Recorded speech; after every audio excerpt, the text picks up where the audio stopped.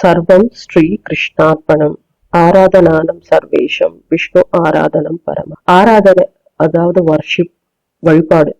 யாரோட வழிபாடு மிகவும் சிறந்த வழிபாடுன்னா அது கிருஷ்ணரோட வழிபாடுன்னு தான் சொல்றாங்க. இது சொன்னது பரமசிவன். சோ அவரோட அத்தாரிட்டி வேற யாரும் இருக்க முடியாது. இன்னைக்கு கிருஷ்ணரோட கதையை ஸ்டார்ட் பண்ணலாம்னு நினைச்சேன். கிருஷ்ணரோட கதை எங்க ஸ்டார்ட் பண்ணோம்னா அதோட ரூட்ஸ் போயிட்டே இருக்கும். டு ஸ்டார்ட் பிரம்மா கிட்ட இருந்தே போகணும். பிரம்மா எப்படி தோன்றினாருன்னு சொல்லிட்டு. ஆனா that will be a very long story. அந்த அளவு போகணுமா அப்படின்னு சொல்லி தெரியல. அதனால எங்க யோசிச்சேன் அப்படின்னா எங்க எது வம்சம் ஸ்டார்ட் ஆச்சோ அங்கேருந்து சொல்லலாம்னு தோணித்து. ஸோ எது வம்சம் கரெக்டா எங்கேருந்து ஸ்டார்ட் ஆச்சுன்னா ஏஆதி கிட்ட இருந்து ஸ்டார்ட் ஆச்சு. ஏஆதியோட கதை ரொம்ப இன்ட்ரெஸ்டிங்கான கதை. நிறைய ஒரு பெங்காலி ஸ்டோரி கூட இருக்கு ஏஆதின்னு சொல்லிட்டு. One of the best books to read about human emotions. அதை பத்தி ஏஆதியோட கதையில இருந்து ஆரம்பிக்கலாம் இன்னைக்கு. ஓகே, சந்திரவம்சத்துல ஏஆதின்னு ஒரு ராஜா இருந்தார். அந்த சமயத்துல அசுரர்களோட குருவான சுக்கராச்சாரியார் இருந்தார். சுக்கராச்சாரியாருக்கு ஒரு பொண்ணு, அவ பேர் தேவயானி. அதாவது நம்ம சொல்றோம் இல்லையா, சுக்கரன் அப்படிங்கிற பிளானட், வெள்ளிக்கிழமைய குறிக்கிற பிளானட். சோ அவர் தேவேந்திரனோட, அதாவது இந்திரனோட பொண்ணு ஜெயந்தி, அவளை கல்யாணம் பண்ணிக்கிறாரு. சோ அவங்க ரெண்டு பேரும் கல்யாணம் பண்ணிக்கும் போது அவங்களுக்கு தேவயானின்னு ஒரு பொண்ணு பிறக்கிறா. சோ தேவயானி இஸ் லிட்ரலி இந்திரனோட பேத்தி. ஆனா என்ன ஆகுது அப்படின்னா குழந்தை பிறக்கிற அந்த டைம்ல, டெலிவரி டைம்ல ஜெயந்தி இறந்து போயிடுறாங்க. சோ சுக்கராச்சாரியார் தனியாளா தேவயானிய வளர்க்கிறார். அவங்களோட ஆசிரமத்திலேயே வளர்க்கிறார். சோ அந்த ஆசிரமத்துல எல்லா அசுரர்களுக்கும் ட்ரைனிங் கொடுக்கிறார். சோ அந்த மாதிரி தேவயானி 64 கலைகளையும் கற்று ஒரு சிறந்த வீராங்கனையா, சிறந்த கல்வியாளரா வளர்றா. ஆனா ஆஸ் யூஷுவல் ஒரு ஆசிரமத்துல இருக்கிறதால பாவர்ட்டியில தான் இருக்காங்க. பாவர்ட்டின்னு சொல்ல முடியாது, தேவைக்கு தேவையான அளவு இருக்கிற எல்லாமே இடம், எதுவுமே அதிகமே கிடையாது. சோ ஒரு இயல்பான நார்மலான வாழ்க்கைய தேவயானி வாழ்ந்துட்டு வரா. அப்போ அங்க ஒரு அசுர ராஜா வரார். அவரோட பேரு அப்போ அந்த சமயத்துல அந்த குருகுலத்துல ரிஷபர்வன் அப்படிங்கிற ஒரு அசுரன் அவன் சுக்கராச்சாரியார் கிட்ட பாடம் படிக்க வரான்.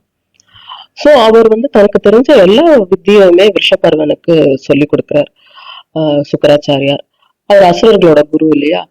சோ சுக்கராச்சாரியார் கிட்ட கத்துக்கிட்ட வித்தையில அவர் தேவேந்திரனையே தேவேந்திரனோட சண்டை போட்டு அந்த கால வழக்கப்படி 3 லோகத்தையும் வின் பண்ணி பெரிய ராஜாவாயிடுறார். சோ அவர் குரு கிட்ட கேக்குறார், இந்த மாதிரி என்ன பண்ணணும் நான் உங்களுக்கு பிரதி உபகாரமா அப்படின்னு சொல்லும்போது அவர் சொல்ற, இல்ல நீ என் பொண்ணை உன் பொண்ணா அரண்மனையில வளர்த்துக்கிட்டு வா அப்படின்னு சொல்றாரு. ரிஷபர்வனுக்கு ஏற்கனவே கல்யாணமாகி சர்மிஷ்டான ஒரு ராஜகுமாரி இருக்காங்க. சோ பிரின்சஸ் அவங்க. சோ இவங்க ரெண்டு பேரும், தேவயானியும் சர்மிஷ்டையும் இதுல வளர்றாங்க பேலஸ்ல.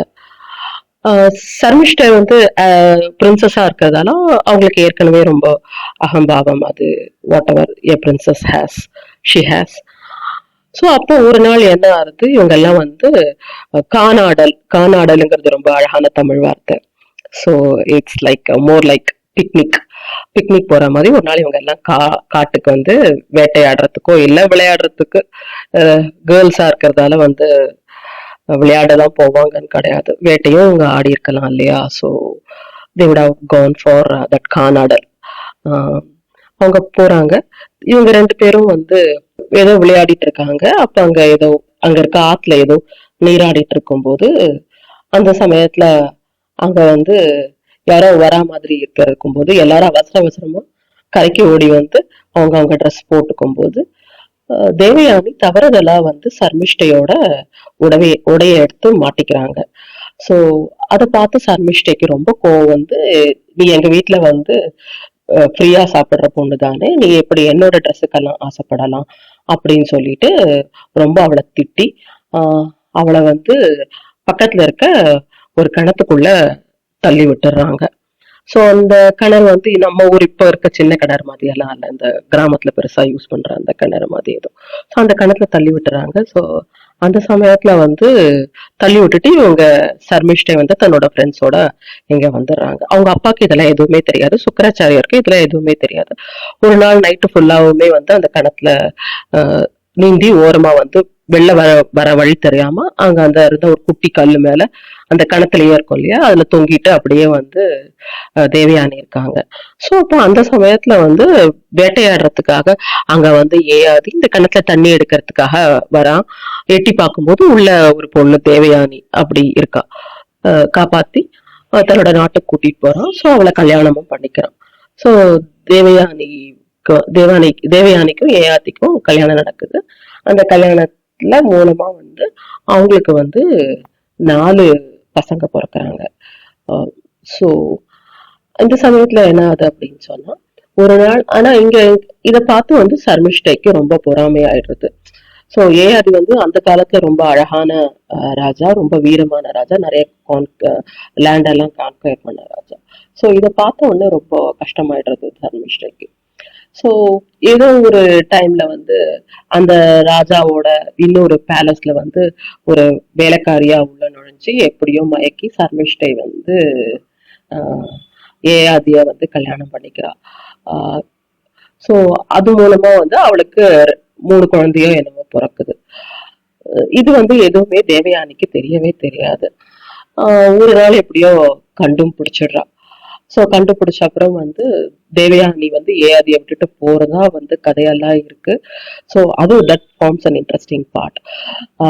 அது வந்து தனியா படிக்கிறதா படிச்சுக்கலாம். சோ இப்ப என்ன ஆகுது அப்படின்னா, இதை கேட்ட உடனே வந்து சுக்கராச்சாரியாருக்கு ரொம்ப நாள் கழிச்சுதான் தெரியறது. தேவயானியோட அப்பாவான சுக்கராச்சாரியாருக்கு இந்த மாதிரி வந்து ஏஆதி வந்து இப்படி பண்ணிட்டான், தன்னோட பொண்ணை ஏமாத்திட்டான் அப்படின்னு சொல்லிட்டு அவருக்கு ரொம்ப வருத்தமாயி, இந்த மாதிரி நீ வந்து சீக்கிரம் கிழவனாயிடு போயிடுவ அப்படிங்கிற மாதிரி சாபம் கொடுத்ததால அவர் வந்து ரொம்பவே சீக்கிரமே வந்து இந்த வயோதிக அந்த ஒரு ஏஜ் வந்து அவர் வயோதிகம் வந்துடுறது அவருக்கு, முதுமை. சோ ஏஆதி வந்து தன்னோட முதுமையை வந்து என்ன பண்றதுன்னு தெரியாம தவிச்சுட்டு திருப்பி சுக்கராச்சாரியார் கிட்ட போய் மன்னிப்பு எல்லாம் கேட்கிறாரு. இந்த மாதிரி வந்து எனக்கு இவ்வளவு சீக்கிரம் முதுமை வந்திருக்க வேண்டாம் அப்படின்னு சொல்லிட்டு. அப்ப சுக்கராச்சாரியார் சொல்றாரு, உனக்கு நிஜமாவே வந்து இந்த முதுமை வேண்டாம் அப்படின்னு சொல்லி சொன்னா, இந்த முதுமையை உனக்காக யாராவது வாங்கிக்கிறாங்க அப்படின்னா அவங்க கிட்ட எக்ஸ்சேஞ்ச் மாதிரி பண்ணிக்கலாம், அவங்களோட இளமையனையும் உன்னோட முதுமையும் அவங்களும் வாங்கிக்கலாம்னு சொல்லிட்டு. சோ அவர் வந்து தன்னோட பசங்களை கூப்பிடுறாரு. சோ பசங்களை கூப்பிட்டு இந்த மாதிரி வந்து என்னோட முதுமையை நீங்க வாங்கிட்டு உங்களோட இளமையை எங்களுக்கு தரீங்களான்னு சொல்லிட்டு. அவங்க பசங்க எல்லாம் அப்போ 13 வயது டீனேஜ்ல இருக்காங்க. சோ அப்ப கேட்கும் போது அவரோட தேவயானியோட 4 பசங்களும் முடியாதுன்னு சொல்லிடுறாங்க. ஆனா சர்மிஷ்டையோட பையனான புரு மட்டும் இதுக்கு வந்து ஓகேன்னு சொல்றான். சோ அதனால கோபம் வந்த ஏஆதி தன்னோட தேவயானிக்கும் தனக்கு பிறந்த 4 பசங்களை வந்து நாட்டை விட்டு போகும்படி சொல்லிடுறாரு. அதனால அவங்க 4 பேருமே வந்து நாட்டை விட்டு போயிடுறாங்க. புரு வந்து தன்னோட இளமைய வந்து தன்னோட அப்பாவான ஏஆதிக்கு கொடுக்கறாரு. சோ அத கொடுத்துட்டு அவர்கிட்ட இருந்து முதுமை வாங்கிக்கிறாரு. சோ இதுதான் ஏஆதியோட கதை. சோ இதுல வந்து தேவயானையோட முதல் பையன் வந்து யது. அவர் என்ன பண்றாருன்னா, ஏஆதி வந்து யதுவை வந்து நாட்டை விட்டு வெளில போன்னு சொன்னதால யது வந்து அந்த நாட்டை விட்டு கிளம்பி தனக்காக வந்து ஒரு புது நாட்டையே உருவாக்கிக்கிறார். அந்த காலத்துல அப்படித்தான் பண்ணுவாங்க. சோ அப்ப அவர் வந்து வடக்குல இருந்து, அதாவது டெல்லி கிட்ட இருந்து, ஏன்னா இது வந்து சந்திர வம்சத்து கதை இல்லையா, சோ அவங்க எல்லாருமே வந்து ஹஸ்தினாபுரம் அந்த ஏரியால தான் இருந்திருக்காங்க. சோ எது வந்து டுவர்ட்ஸ் தெற்கு பக்கமா வரார். சோ தெற்கு பக்கமா வந்து தனக்கான ராஜ்யத்தை ஸ்தாபனம் பண்றாரு. சோ அப்படி ஸ்தாபனம் பண்ணதுதான் வந்து எதுவால தோற்றுவிக்கப்பட்டதால அது வந்து எது வம்சம். சோ எது வம்சத்துல நிறைய பேர் வந்தாங்க. சோ அந்த எது வம்சத்துல இருந்து வந்தவங்க தான் வந்து யாதவர்கள் அப்படின்னு சொல்றாங்க.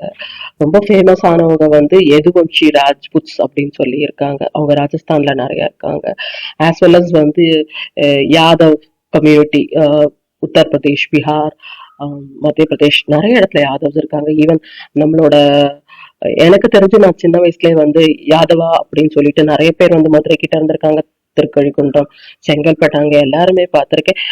அப்புறம் வந்து நம்மளோட பழைய ராஜா அந்த கடையேடு வள்ளல்கள் அதுல பார்க்கும்போது கூட ஆய்குலம் அப்படின்னு சொல்லிட்டு ஒரு குலம் ஒண்ணு இருக்கு. சோ அந்த குலமுமே வந்து அங்கேருந்துதான் வந்தது அப்படின்னு சொல்றாங்க. சில பேர் வந்து கிருஷ்ணரோட வழித்தோன்றல்கள் எல்லாமே ஆயர்கள் அப்படிங்கிற அந்த ஆய்குலம் அப்படின்னு சொல்றாங்க. சோ இதுதான் வந்து எதுவம்சம் ஸ்டார்ட் ஆன கதை. ஸோ இதுல இருந்து வந்து நம்ம பார்க்கலாம் ஹவ் எவ்ரி திங், அதுக்கப்புறம் எப்படி எல்லாமே நடந்தது அப்படின்னு சொல்லி.